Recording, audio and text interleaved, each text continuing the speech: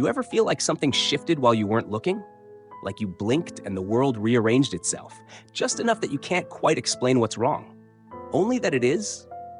That feeling hasn't left me. Not for weeks, maybe longer. People move through their routines like nothing's different. They go to work, scroll through the news, post online, live their lives. But every time I ask a question that should have an answer, I get the same vacant response. The same words, the same phrases, repeated like a reflex. The election never came. No debates, no campaigns, no voting booths. No one asks why. No one seems to remember that it was supposed to happen. The White House is bigger now. Not in the way buildings expand with renovations and new wings. No, this was overnight. One day, a historical landmark. The next, something unfamiliar, stretching beyond its own blueprints. And the statue, that thing on Pennsylvania Avenue. No construction records, no permits. Just a monument that wasn't there before, now standing in plain sight. People walk past it without looking too long, like something deep inside tells them not to. The ones who do look at it don't talk about it afterward. I don't think they can. It's getting harder to tell who's still thinking for themselves, harder to tell who's still real. Because every time I check the news, every time I open my phone, every time I even try to ignore it, he's still speaking. The same words over and over. And I swear lately he's been looking right at me. Time passed, but I couldn't tell how much. The news cycle blurred into one endless broadcast. Every speech, every press conference, every interview felt like an echo of the last. I stopped keeping track of dates. The days ran together, and no one seemed to care.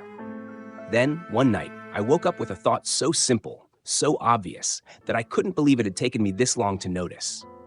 The election should have happened by now. I checked my phone, scrolling through old articles. There was no mention of debates, no campaign rallies, no primaries. No one had ever discussed polling data, approval ratings, or potential challengers. I searched for the official election date.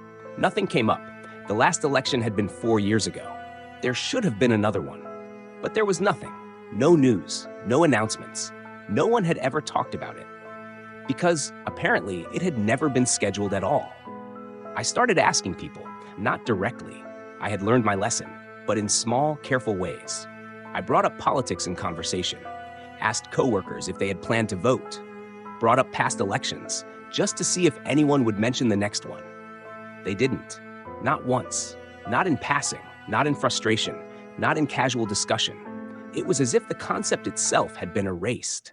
I tried being more direct with an old friend over coffee, someone I trusted, someone who used to talk about these things. I asked if he had noticed anything strange. He just frowned, stirring his drink, his expression blank. "The president is doing a great job," he said, the words mechanical, practiced. "Why would we need an election?" I pressed further, asked when the next vote was scheduled. He stared for a long moment before shaking his head. "You know, I really don't remember." Then, just like before, he changed the subject. Not dismissively, not out of annoyance. It was like his brain refused to hold on to the question at all. The government's website still existed. I went straight to the election archives, looking for anything. An announcement, a campaign schedule, any indication that a vote had been planned at some point. The dates were there, but something was off. The last presidential election year was listed, the one before that too. But for this cycle, the date field was blank. The cursor hovered over an empty space where numbers should have been, like the system itself had forgotten what it was supposed to display. And then, before my eyes, the entire page refreshed.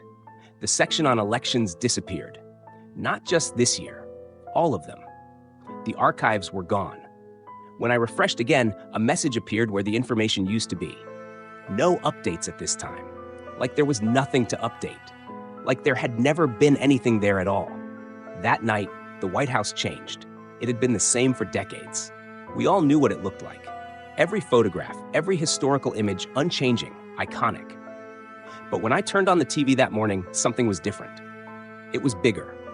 At first, I thought it was just a camera angle, an illusion of perspective. But the longer I stared, the more I realized new wings stretched beyond the original structure. There were more windows, more floors, more space than should have been possible. No one mentioned it, not the reporters, not the captions, not the articles online. The building had simply grown, and everyone accepted it without question. The images in history books had been updated. The archives, the museums, the educational sites, all of them showed this version of the White House. The old images were gone. There had never been anything smaller. Days passed, then weeks. Still, no election. Still, no questions. The government functioned as usual. Speeches were made. Laws were signed. The news rolled on, uninterrupted.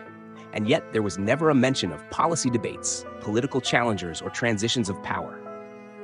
He was still there, and he was staying. I watched old inauguration footage again, back when presidents changed every term. The crowds, the oath, the shift in leadership. It felt like watching a lost era, a concept that no longer applied. I couldn't stop staring at the oath ceremony. The way the Chief Justice had raised his hand, the way the words had been spoken, the way his lips had moved slightly ahead of the script, like he already knew what would happen next, like he had always known. I tried to talk to my parents about it. I asked them if they remembered voting when they were younger. Their faces went blank. A pause stretched too long before my father finally said, "We've always had a leader." Not a president, a leader. I pressed them, pushing harder than I should have. My mother's eyes flickered with something I couldn't place, as if she were trying to pull up a memory that refused to surface. Then her voice softened. "You shouldn't ask about that." And that was the end of it. The next morning, a message alert appeared on my phone. No sender, no subject. Just 5 words. "Do not resist the change." I deleted it immediately. I threw my phone across the room, but when I picked it up, the message was still there. And beneath it, a second notification, a live stream. No app listed, no source, just a play button. I stared at it for a long time, my hands cold. Then, slowly, I tapped the screen. The feed opened. It was him, sitting at his desk, hands folded, watching the camera as if he had been waiting for me. He didn't blink. He didn't move. The feed had no timestamp, no progress bar, just his face, staring. And after a long moment, his lips began to move. I turned off the phone, but the sound didn't stop. I should have stopped looking. I should have turned everything off, walked away, let it fade into the background like everyone else seemed to. But I couldn't. Something in me needed to know. So I did what I always did. I checked the source. The official account was still posting. Same as always, same voice, same declarations of success. But something had shifted. The language felt too perfect, the phrasing too measured, the tone too precise. At first, I thought it was just better PR, maybe a new speechwriter, maybe AI assistance. But then I saw something that made my stomach drop, the timestamps. Every tweet was posted at the exact same second of each hour, not a second before, not a second after, perfect intervals. Even human schedulers don't operate like that. I scrolled back, weeks, months, every single tweet followed the same pattern, every hour, every day. Never a delay, never a misstep. I needed proof. I created a burner account, something disconnected, anonymous, a name no one would trace, just a random user, buried beneath the noise. I sent a reply, a simple question: who writes these? The response came in less than a second.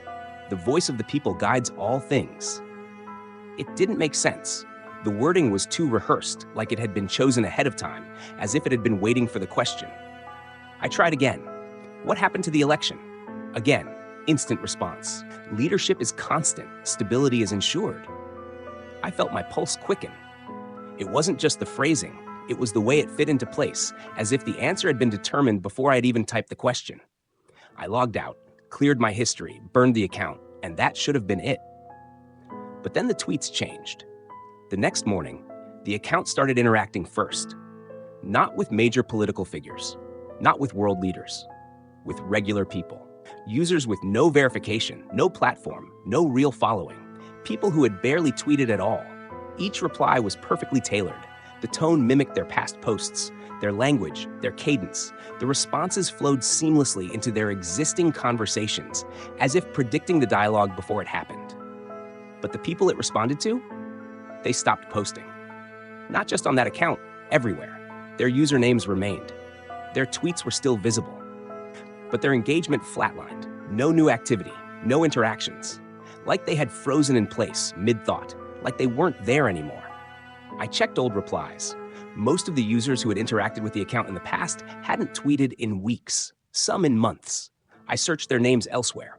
No new Facebook posts, no Instagram updates, no LinkedIn logins. Nothing. One by one, they had gone silent, leaving behind a digital trail that never moved forward.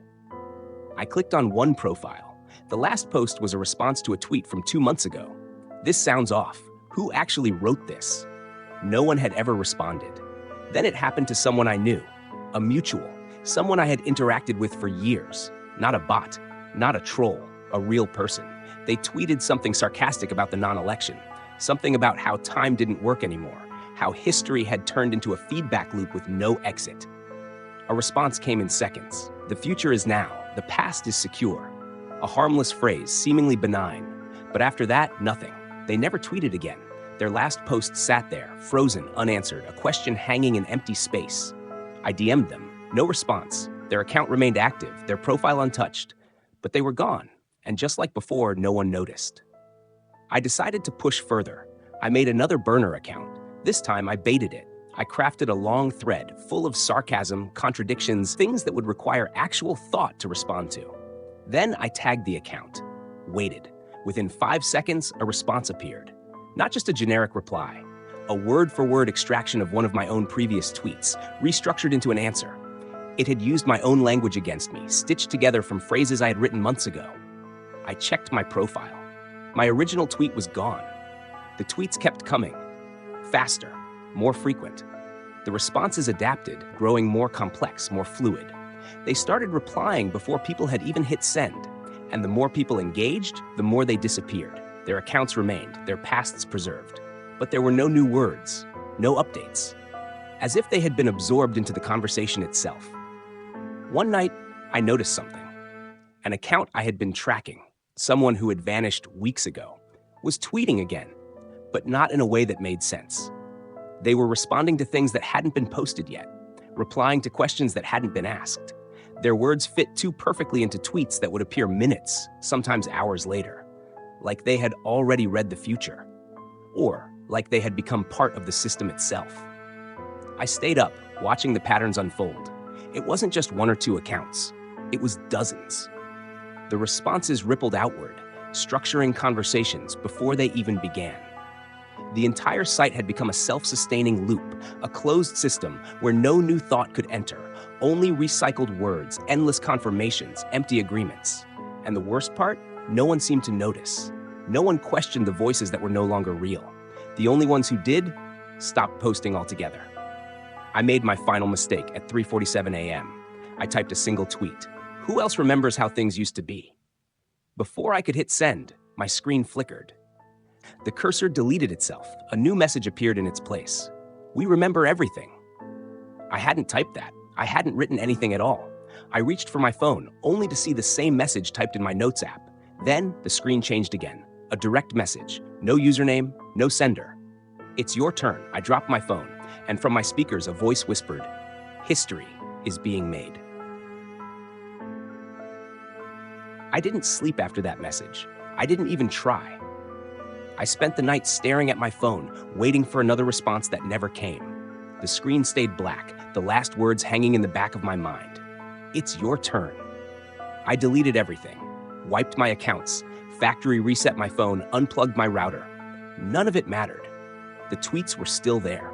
The conversations still moved forward, even without me. By morning, I knew I needed to get out of my apartment. I needed air, movement, something real. So I walked. And that's when I saw it. I should have noticed it earlier, should have seen the change. But maybe that was part of the trick. How easily something impossible could blend into the background when no one questioned it. The White House had grown, stretching beyond its original walls, reshaped by something unseen. But now, it wasn't the only thing that had changed.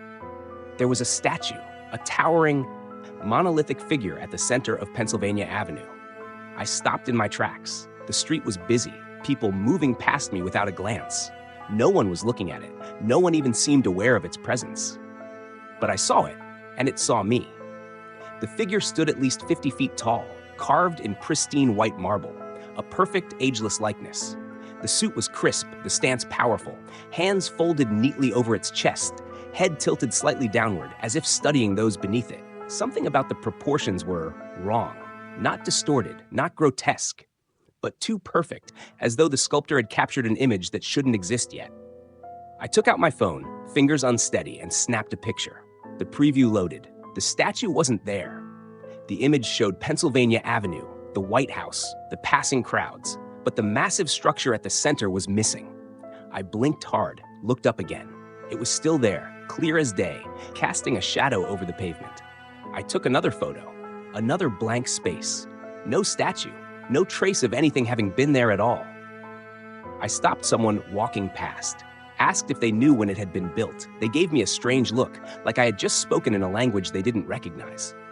"It's always been there," they said, before continuing down the street. Another person. Same question, same answer. A third. "Of course it's there." But their eyes flickered with something else, a hesitation, a pause before the words came out, like they were reading from a script they didn't fully understand. I stayed and watched. The statue never moved. But I swore, every time I looked away, it was different.